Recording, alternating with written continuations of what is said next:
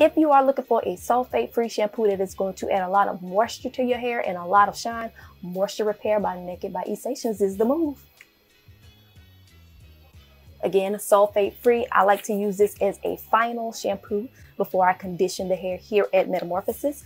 I love this shampoo because it actually does what it says it's going to do. It does add moisture into the hair. I do use a 3-step process here that is part of the Metamorphosis back bar kit. And if you go to that tab, you would see this product here on there.